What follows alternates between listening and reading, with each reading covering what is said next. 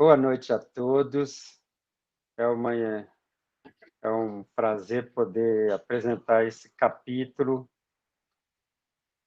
levando em consideração que este capítulo o anterior, eles são extremamente instrutivos para as nossas vidas, principalmente levando em consideração que nós vivenciamos o tempo todo estas situações. Quando não conosco mesmos, nos nossos pensamentos, nas nossas leituras, nos nossos conhecimentos com pessoas do nosso convívio, e por isso é muito importante que a gente aprenda a lição que a dona Laura vai falar para o André Luiz, e principalmente que a gente se desvincule da possessividade que nós temos sobre as coisas e as pessoas, sendo que nós sabemos que não somos absolutamente donos de nada. Então, esse capítulo é um pouco longo, assim como o outro, então nós vamos começar a leitura, senão a gente não fecha às 9. Então, vamos lá. Capítulo 39, Ouvindo a Senhora Laura. O caso Tobias impressionara-me profundamente. Aquela casa, alicerçada em princípios novos de união fraterna, preocupava-me como assunto obsidente. Afinal de contas, também ainda me sentia senhor do lar terrestre e avaliava quão difícil para mim próprio seria semelhante situação. Teria coragem de proceder como Tobias, imitando-lhe a conduta? Admitia que não. A meu ver, não seria capaz de aborrecer tanto a minha querida Zélia e jamais aceitaria tal imposição por parte de minha esposa. Então, aquelas observações da casa de Tobias torturavam-me o cérebro. Não conseguia encontrar esclarecimentos justos que pudessem satisfazer-me. Então, assim, o André Luiz começou a pensar em se aquela situação estivesse ocorrendo com ele, ele não admitiria e acharia que também ele não admitiria e que a Zélia não iria pedir isso para ele. E a gente pensa na gente também. Uma das coisas que é muito importante a gente saber é que somos espíritos e que somos individualizados e que estamos numa experiência de carne e que tudo que nós estamos aqui utilizando neste momento ou convivendo para o nosso aprendizado neste momento nos foi emprestado pelo nosso divino Criador para que a gente possa desenvolver como espírito. Então, os nossos filhos não são meu filho, os nossos objetos, as nossas casas, as nossas coisas são empréstimos, nós não somos donos de nada, absolutamente nada. Se a gente for voltar lá na origem de todas as coisas materiais que nós estamos utilizando, a gente vai chegar simplesmente na terra bruta de quando o planeta se moldou e se tornou próprio para a nossa utilização aqui neste momento. Então, nós não somos donos de nada. O Senhor da vida nos concedeu tudo para o uso e o aprendizado que nós estamos vivenciando. Alguém quer fazer algum comentário? Então, vamos seguir a leitura. Tão preocupado me senti que no dia imediato deliberei visitar Lísias no momento de folga, ansioso de explicações da senhora Laura, a quem votava confiança filial. Recebido com enormes demonstrações de alegria, esperei o momento propício em que pudesse ouvir a mãezinha de Lísias com calma e serenidade. Depois de se ausentarem os jovens a caminho de entretenimentos habituais, expus à generosa amiga o problema que me apoquentava, não sem natural acanhamento.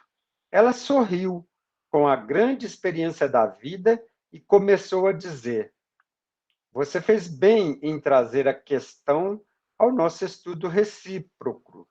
Todo problema que torture a alma pede cooperação amiga para ser resolvido. E depois de ligeira pausa, prosseguiu atenciosa. O caso Tobias é apenas um dos inumeráveis que conhecemos aqui e noutros núcleos espirituais que se caracterizam pelo pensamento elevado. Mas choca-nos o sentimento, não é verdade? Atalhei com interesse. Isso aí foi a fala do André Luiz. Mas choca-nos o sentimento, não é verdade? Atalhei com interesse. Aí a resposta dela: quando nos atemos aos pontos de vista propriamente humanos, essas coisas dão até para escandalizar. Entretanto, meu amigo, é necessário agora sobrepormos a tudo os princípios de natureza espiritual. Nesse sentido, André, precisamos compreender o espírito de sequência que rege os quadros evolutivos da vida. Se atravessamos longa escala de animalidade, é justo que essa animalidade não desapareça de um dia para outro. Empregamos muitos séculos para emergir das camadas inferiores. O sexo participa do patrimônio de faculdades divinas que demoramos a compreender. Não será fácil para você, presentemente, a penetração no sentido elevado da organização doméstica que visitou ontem. Entretanto, a felicidade ali é muito grande, pela atmosfera de compreensão que se criou entre as personagens do drama terrestre. Nem todos conseguem substituir cadeias de sombra por laços de luz em tão pouco tempo. E se nós formos relembrarmos a história, quando a Hilda desencarnou, ela desencarnou assim que ganhou o segundo filho. E o Tobias ficou sozinho e as aias, ou vamos dizer assim, as moças que ficavam por cuidar dos filhos, não tinham lá muita responsabilidade. E o Tobias só sabia chorar e não se consolava com nada, e, e as crianças estavam precisando de alguém que as amparassem. E aí, quando ele desposou a Luciana, ela praticamente substituiu tudo aquilo que estava faltando ali naquela casa. Então, ela fez isso com o coração aberto. Então, a gente vê que não foi uma união daquelas que a gente chama de interesse ou acidental. Foi uma, uma provacional ou coisa que o valha, porque ela foi ajudar o Tobias a criar os filhos, né? Então foi assim, foi uma missão para ela aquilo ali. Então foi muito importante que isso ocorresse para que aquela família se reestruturasse. Alguém quer fazer algum comentário?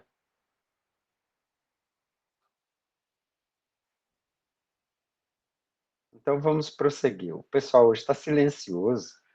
Mas tá bom, então vamos lá. Mas temos nisso uma regra geral? Indaguei. Todo homem e toda mulher que se tenham casado mais de uma vez restabelecem aqui o núcleo doméstico, fazendo-se acompanhar de todas as afeições que hajam conhecido?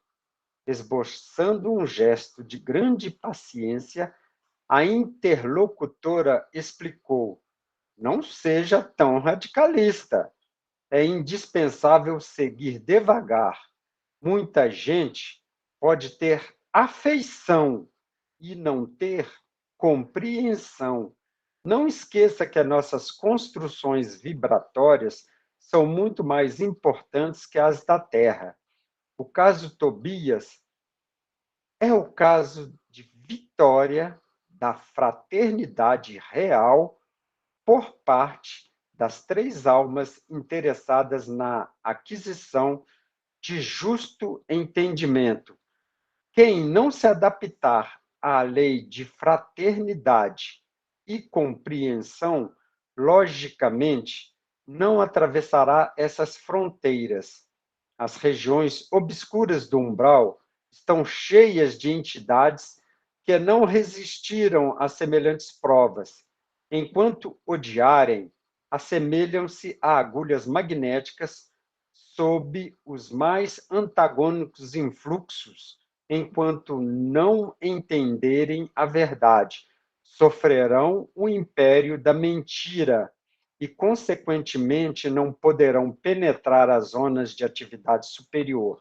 São incontáveis as criaturas que padecem longos anos sem qualquer alívio espiritual, simplesmente porque se esquivam à fraternidade legítima.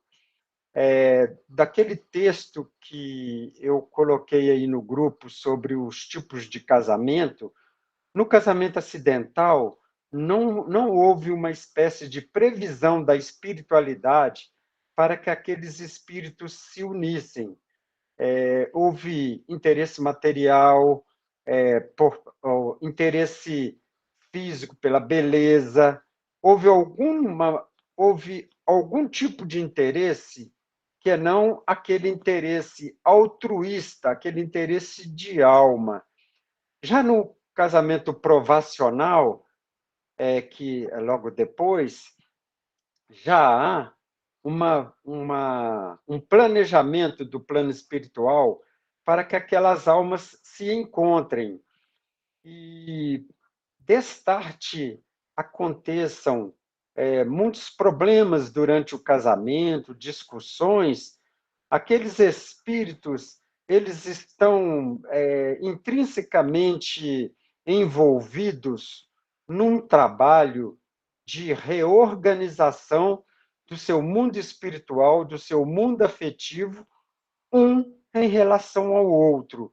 Então, essa prova que eles estão vivenciando, eles conseguem, através de conversação, suplantar a problemática que acontece durante os problemas que vão surgindo com eles mesmos, no trabalho, com os filhos.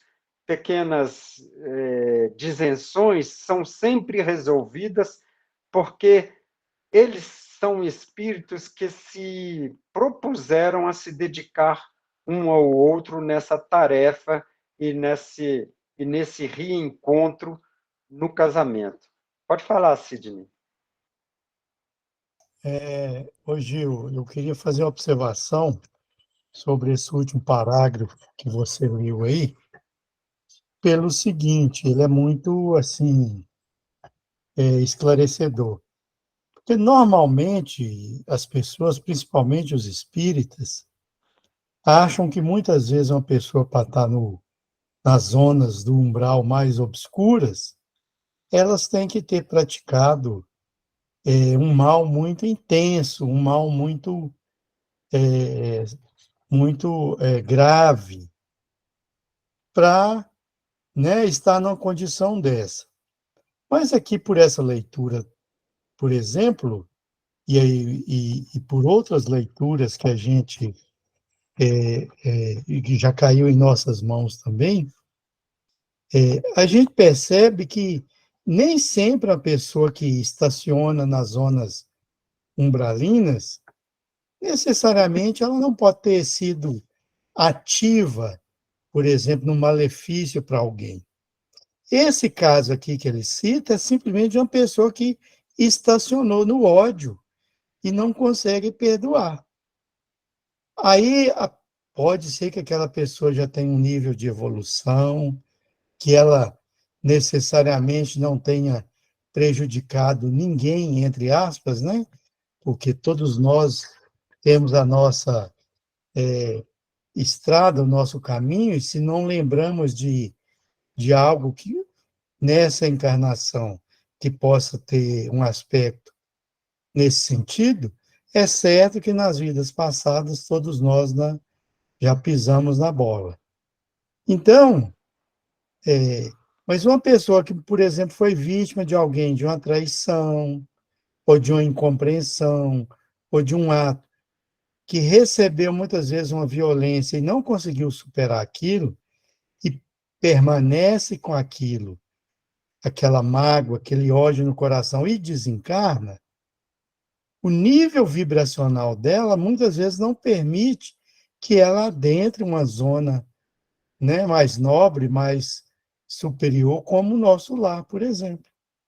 Aí ela fica estacionada, né, numa zona umbralina, até que, depois de sofrer muito, muitas vezes chega a oportunidade de uma nova reencarnação, onde ela muitas vezes vai conviver compulsoriamente, né, dentro de um lar, com aquele espírito, né, que é motivo da sua mágoa e do seu ódio.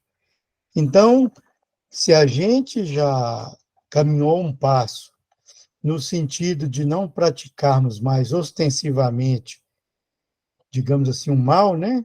Uma violência contra alguém, uma injustiça, ótimo. Mas se, por outro lado, quando somos as pretensas vítimas, né, de um desequilíbrio, de uma violência, e a gente estaciona com aquela mágoa no coração, estamos, da mesma forma, comprometendo a nossa caminhada. E é por isso que Jesus é tão enfático no Evangelho, né, com a questão do perdão que ele cita várias vezes, não só naquela passagem dele com Pedro, né?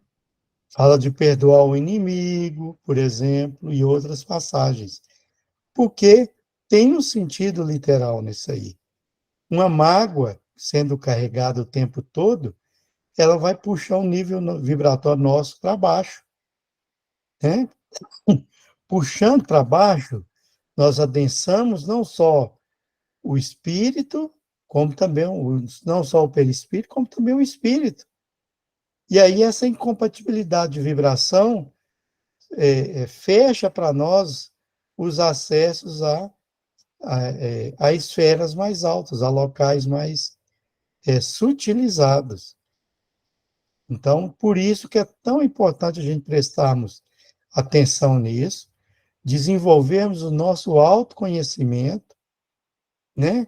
E nos vigiarmos sempre que tivermos dominados por uma emoção de ódio, ou de ressentimento, ou de raiva. Era isso que eu queria trazer a reflexão. Perfeito, Sidney. Realmente, a gente sempre, na casa espírita, muitas vezes, em palestras, a gente ouve, e muitas vezes a gente fala para a gente vigiar os nossos pensamentos e para a gente não guardar sentimentos de rancor contra pessoas, a gente tem que ir lá e fazer as pazes, resolver a situação e tentar voltar a uma zona de equilíbrio nos nossos pensamentos, porque não só igual o Sidney falou, não só os nossos pensamentos, além de materializar e adensarem o nosso perispírito, atraem para perto de nós espíritos que têm os mesmos tipos de pensamentos. Aí o pessoal fala que o obsessor, muitas vezes a pessoa é obsessora de si mesma através de seus próprios pensamentos negativos, que atrai outros espíritos com aqueles mesmos pensamentos e que ficam ali, vamos dizer assim, retroalimentando toda aquela situação. Então a gente tem que tomar muito cuidado com tudo, com, com tudo que a gente pensa, com tudo que a gente sente. Continuando a leitura. E que acontece então? Interroguei, valendo-me da pausa da interlocutora. Se não são admitidos aos núcleos espirituais de aprendizado nobre, onde se localizarão as pobres almas em experiência dessa ordem, depois de padecimentos verdadeiramente infernais pelas criações inferiores que inventam para si mesmas, redarguiu a mãe de Lísias, vão fazer na experiência carnal o que não conseguiram realizar em ambiente estranho ao corpo terrestre. Concede-lhes a bondade divina o esquecimento do passado na organização física do planeta e vão receber nos laços da consanguinidade aqueles de quem se afastaram deliberadamente pelo veneno do ódio ou da incompreensão. Daí se infere a oportunidade cada vez mais viva da recomendação de Jesus quando nos aconselha imediata reconciliação com os adversários. O alvitre, antes de tudo, interessa a nós mesmos. Devemos observá-lo em proveito próprio, quem sabe, valer-se do tempo. Finda a experiência terrena, ainda que precise voltar aos círculos da carne, pode efetuar sublimes construções espirituais com relação à paz da consciência, regressando à matéria grosseira, suportando menor bagagem de preocupações. Há muitos espíritos que gastam séculos tentando desfazer animosidades e antipatias na existência terrestre e refazendo-se após a desencarnação. O problema do perdão com Jesus, meu caro André, é problema sério. Não se resolve em conversas. Perdoar verbalmente é questão de palavras, mas aquele que perdoa realmente precisa mover e remover pesados fardos de outras eras dentro de si mesmo. A essa altura, a senhora Laura silenciou, como quem precisava meditar na amplitude dos conceitos expendidos. Aproveito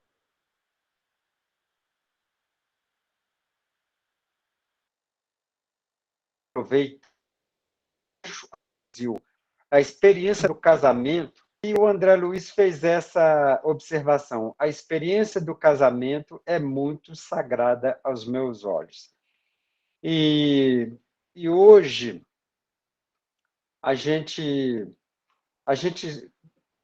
comentando aquilo que foi lido anteriormente sobre o problema do perdão, a gente vê tantas uniões, tantos casamentos se dissolvendo, e aquela pergunta do André Luiz fica assim, mas é tanta gente separando, juntando com outros, como é que fica essa situação?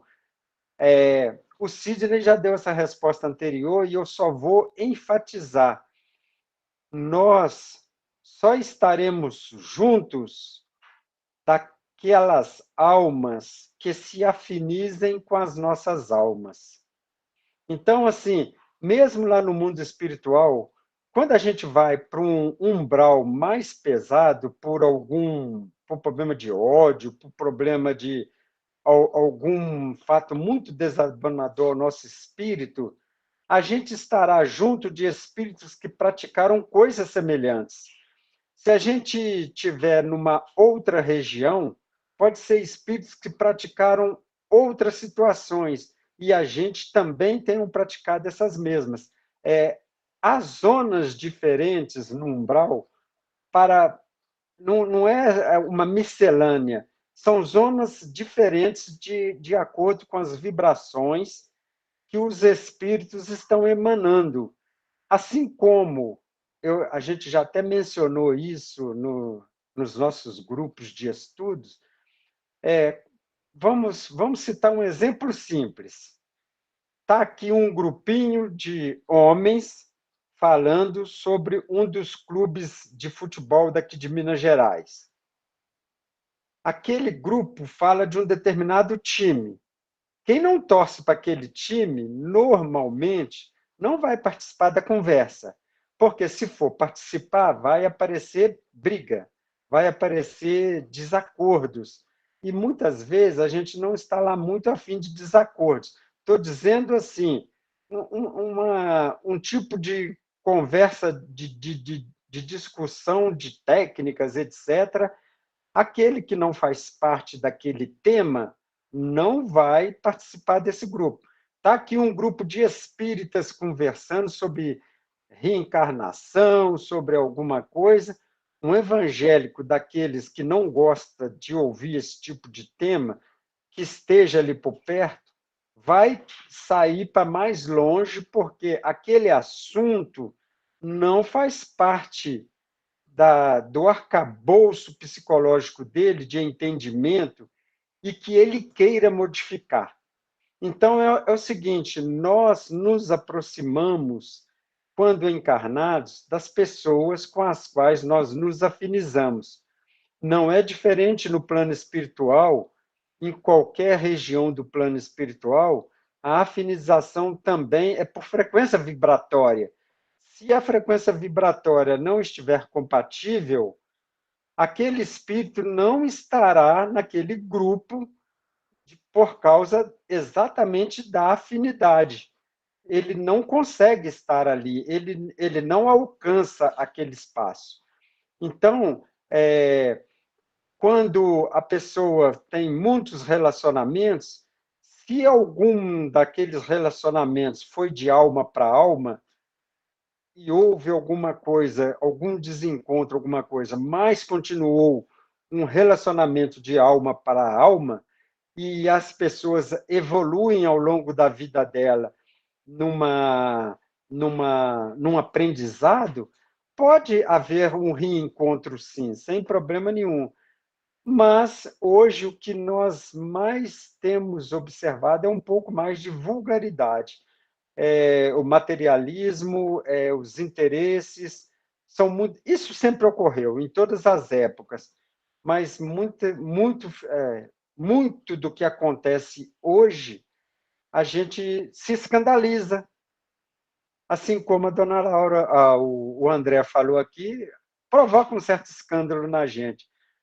Então, assim, que a gente possa trazer essa experiência para nossas vidas de manter sempre os nossos relacionamentos no mais alto nível possível em relação aos nossos parceiros, dentro da compreensão, dentro da nossa família, sempre pensando que nós somos responsáveis pela altura vibracional que nós poderemos atingir na nossa vida através das experiências que pudermos compartilhar com todos aqueles que estão conosco encarnados no momento. Aí o André falou, a experiência do casamento é muito sagrada aos meus olhos. A interlocutora, a mãe de Lises, dona Laura, não se surpreendeu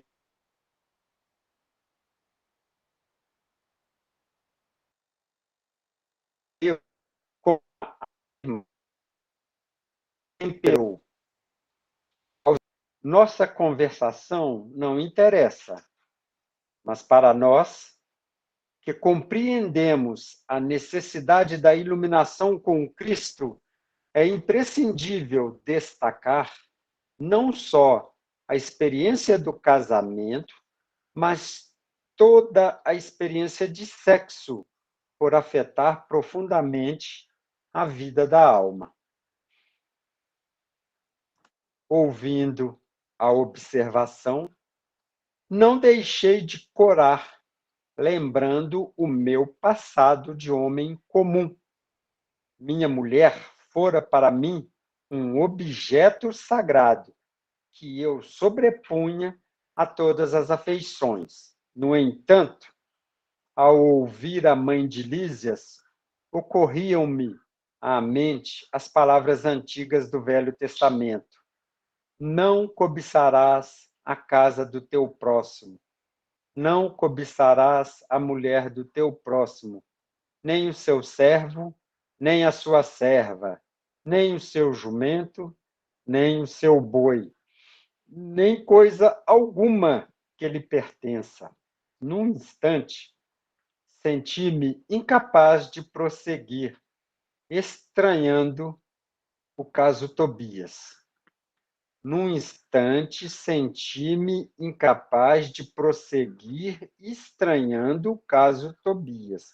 A interlocutora, porém, percebeu minha perturbação íntima e continuou: onde o esforço de consertar é tarefa de quase todos, deve haver lugar para muita compreensão e muito respeito à misericórdia divina, que nos oferece tantos caminhos a retificações justas.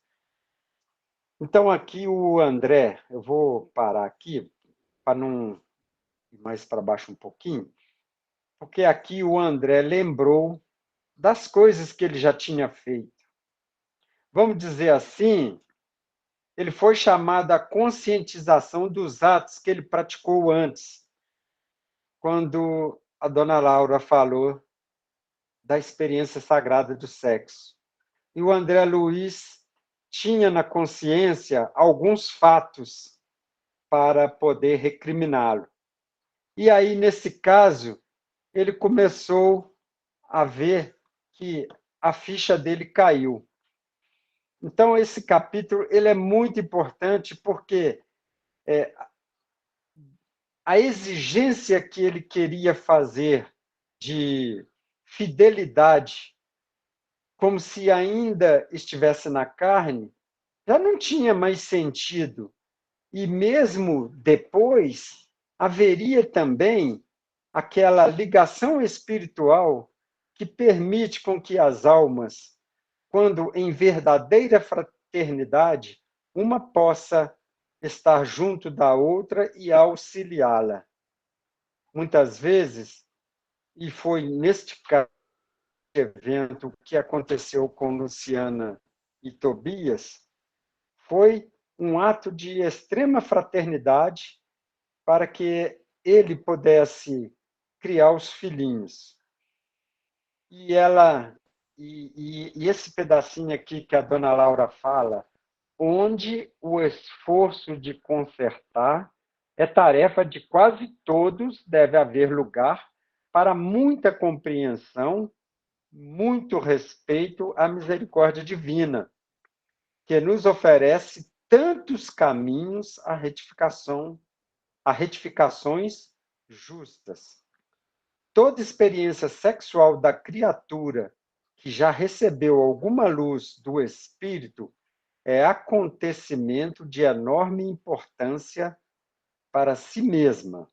É por isso que o entendimento fraterno precede a qualquer trabalho verdadeiramente salvacionista.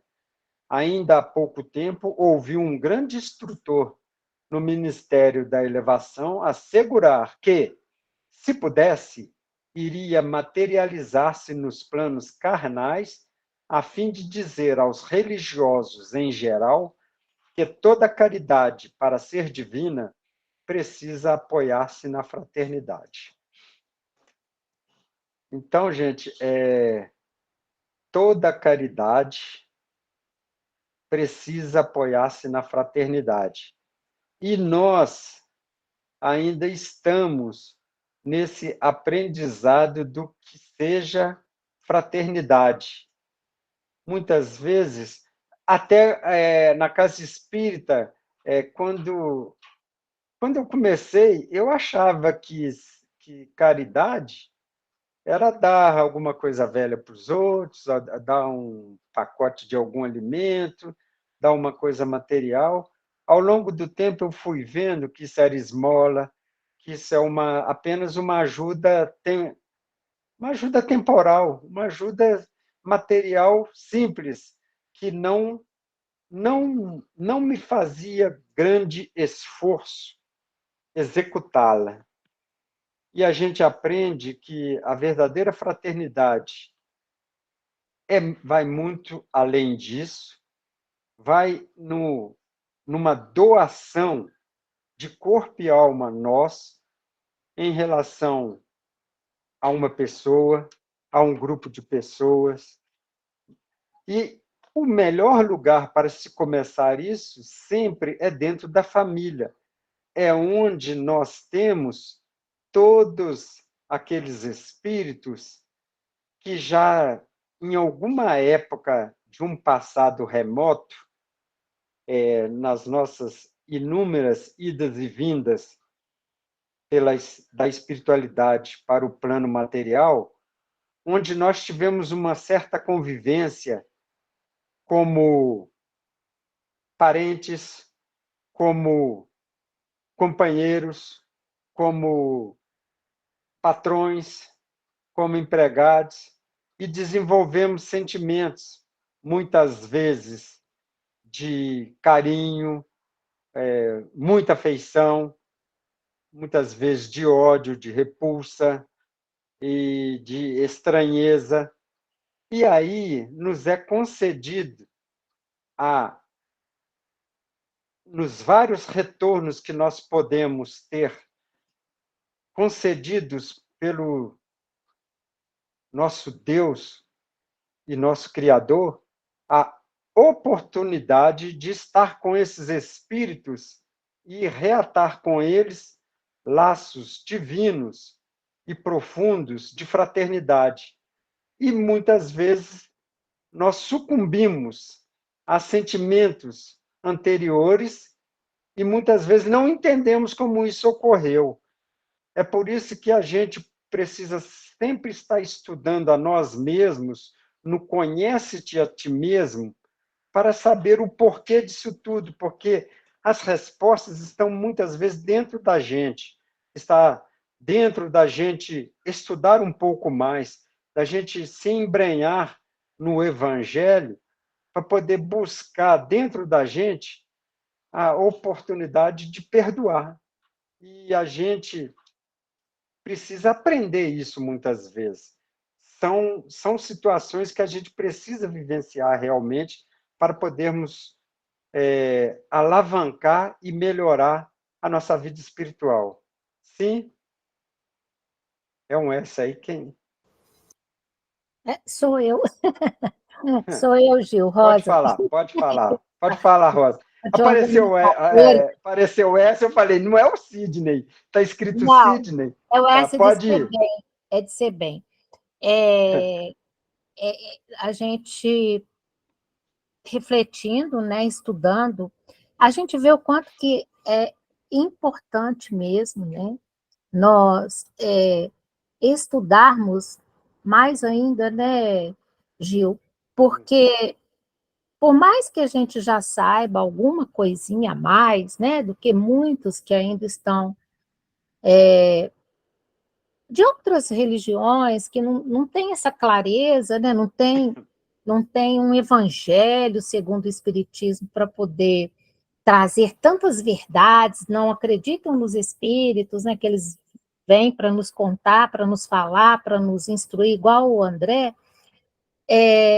Sinceramente, essa condição aí de fraternidade, essa palavra, essa condição, vai muito além do que a gente imagina mesmo, né?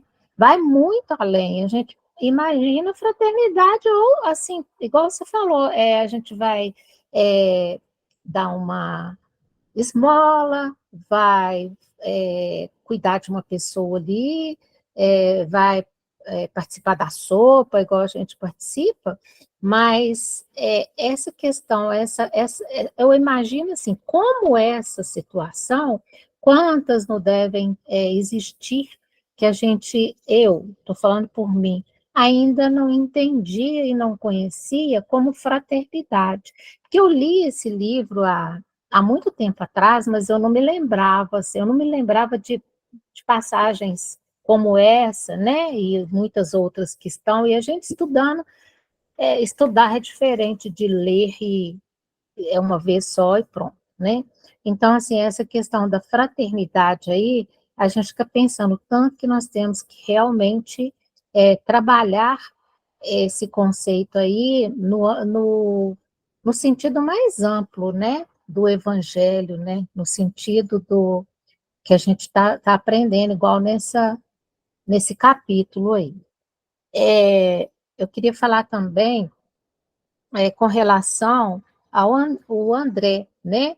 Ele fala do casamento, mas e naquela época que eles estavam conversando sobre isso, imagina, hoje para nós ainda é difícil pensar duas esposas, ou vamos colocar dois esposos aí, morando junto. Para nós, olha quanto ainda isso é difícil da gente entender, aceitar, levar por esse, assim como o André, eu me coloquei assim também um pouco, puxa, mas como que isso acontece? Como que isso se dá?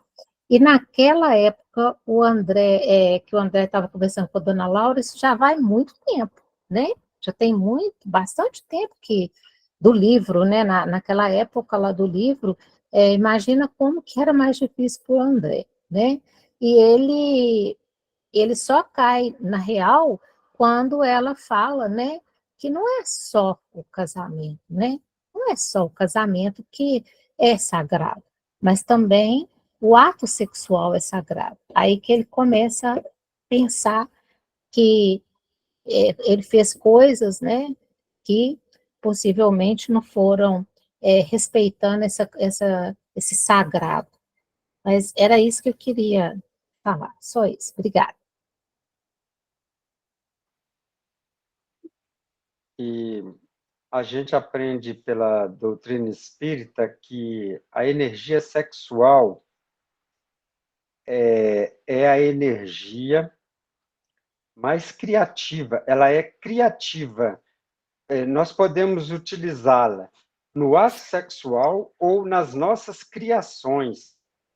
A gente usa nas artes, na música, em tudo enquanto é criação, a gente coloca essa energia sexual para fora.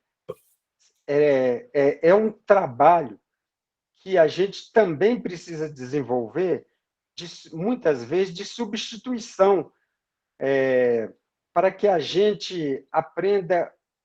Eu não sabia disso. Para mim, energia sexual estava só apenas ligado a sexo. E quando eu fui estudar, através da doutrina espírita, esse assunto, que eu vi que a energia sexual é uma energia basicamente criativa, tanto é que ela cria um novo ser, mas ela é uma energia criativa total dentro do ser vivente atualmente. É muito importante que a gente saiba disso, para a gente poder canalizar nos momentos de necessidade, de luta, para esse tipo de criação e não para o desregramento. Pode falar.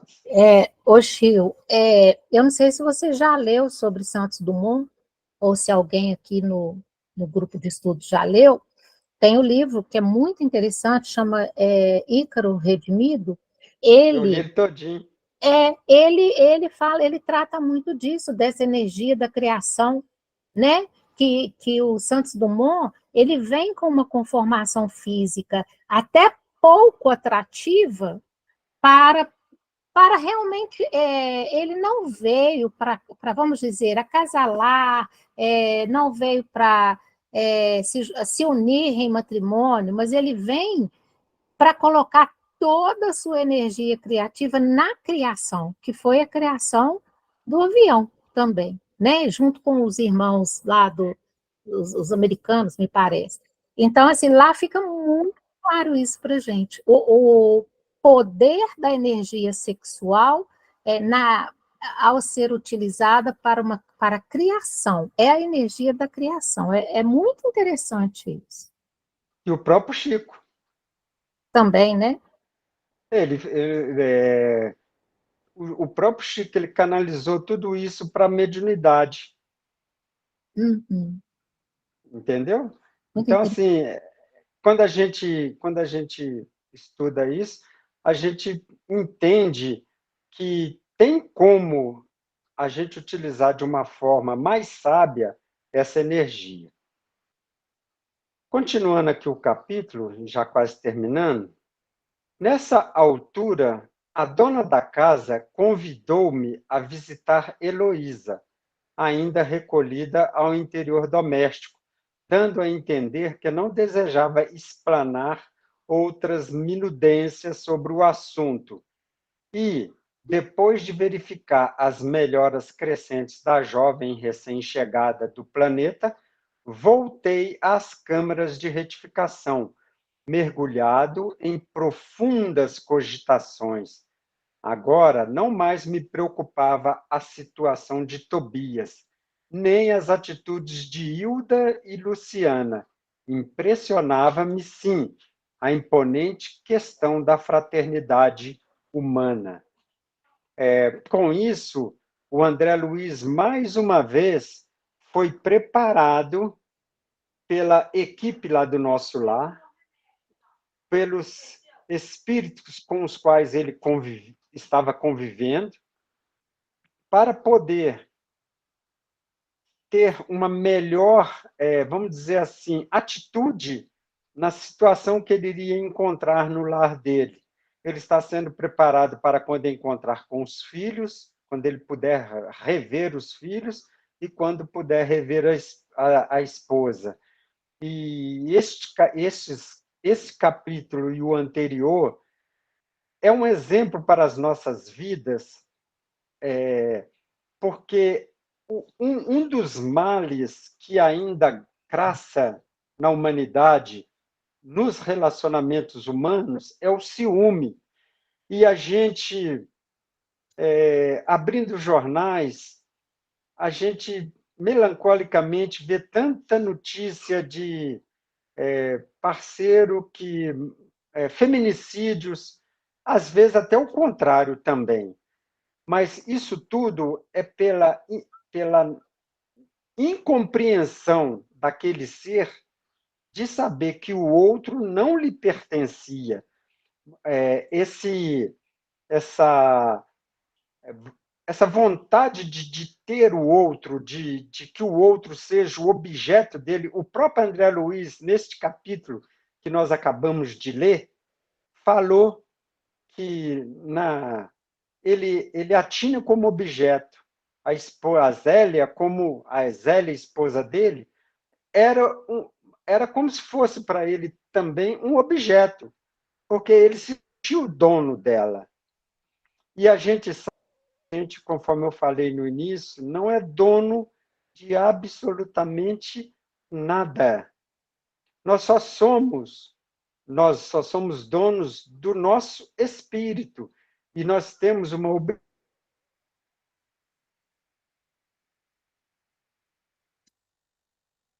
em relação a isso, que é cada vez mais fazê-lo evoluir. Se você tem um relógio, se você for olhar e falar, esse relógio é meu, não. Esse relógio não é seu, ele te foi emprestado.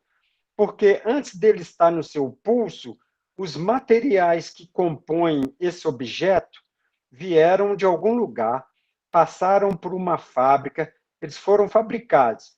Mas antes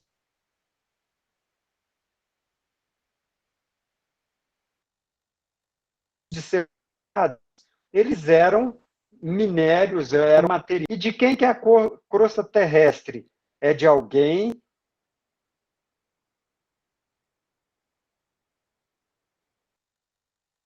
usar esse terreno, comprou esse terreno de alguém. E eu isso. Bem, se a gente for voltar mesmo aos índios e mesmo anterior aos índios, os índios também não eram donos das terras. Eles apenas a utilizavam. Então, quem é o supremo dono de tudo? É o nosso Criador.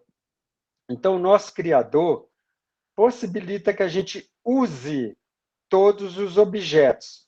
Agora, a gente não vai usar nunca um espírito encarnado, mesmo em outra pessoa, para qualquer coisa. Não. Para o nosso conhecimento, até que vale a pena. Para o nosso crescimento, até que vale a pena. Se ele estiver compartilhando conosco deste conhecimento, mas não obrigado ou não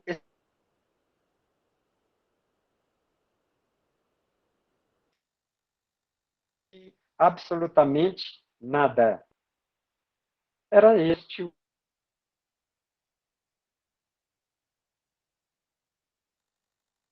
tema desta noite, ordenação dos estudos dos capítulos do nosso lar.